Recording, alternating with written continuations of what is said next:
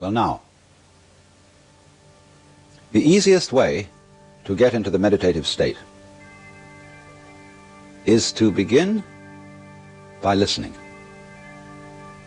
If you simply close your eyes and allow yourself to hear all the sounds that are going on around you, just listen to the general hum and buzz of the world as if you were listening to music. Don't try to identify the sounds you're hearing. Don't put names on them. Simply allow them to play with your eardrums. And let them go. In other words, you could put it, let your ears hear whatever they want to hear. Don't judge the sounds.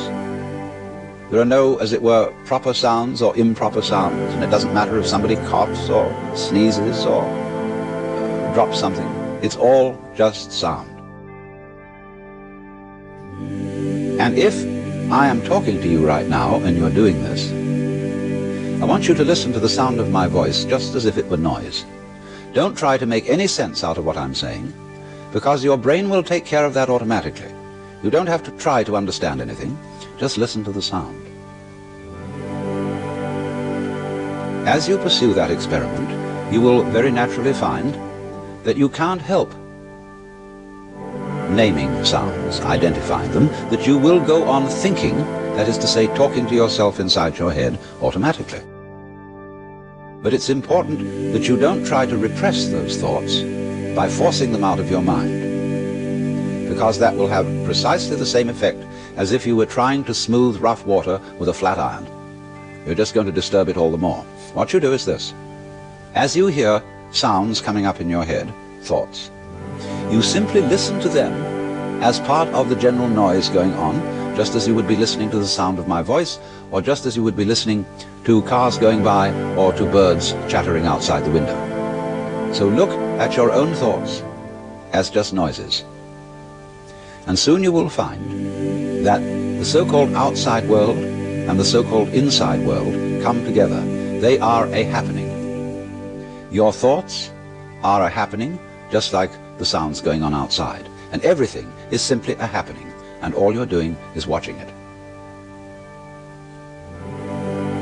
Now, in this process, another thing that is happening that is very important is that you're breathing. And as you start meditation, you allow your breath to run just as it wills. In other words, don't do at first any breathing exercise, but just watch your breath breathing the way it wants to breathe. And notice a curious thing about this.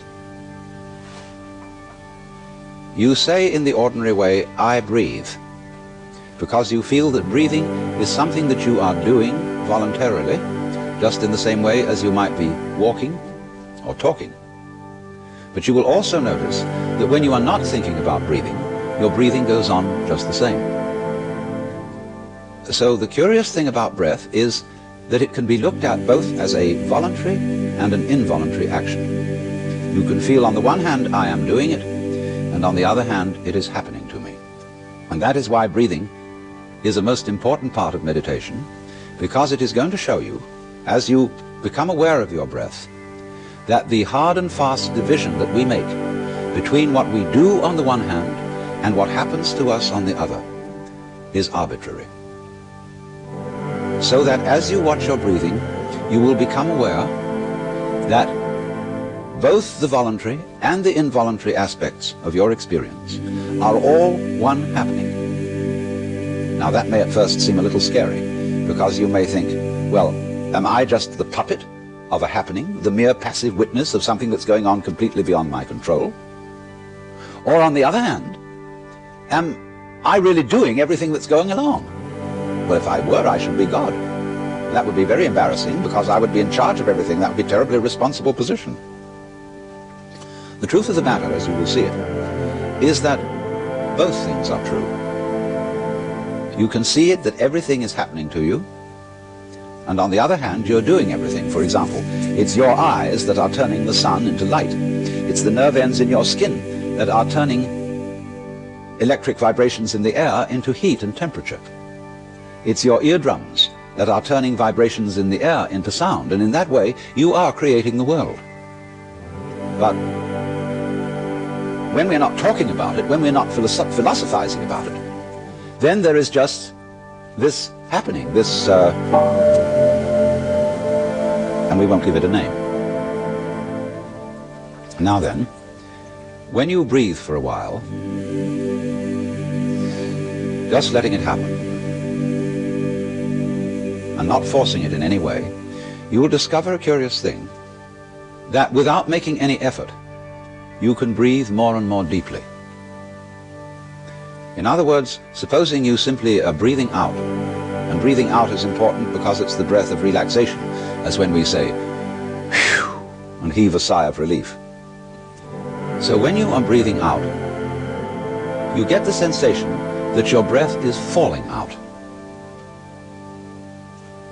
Dropping, dropping, dropping out with the same sort of feeling you have as if you were settling down into an extremely comfortable bed.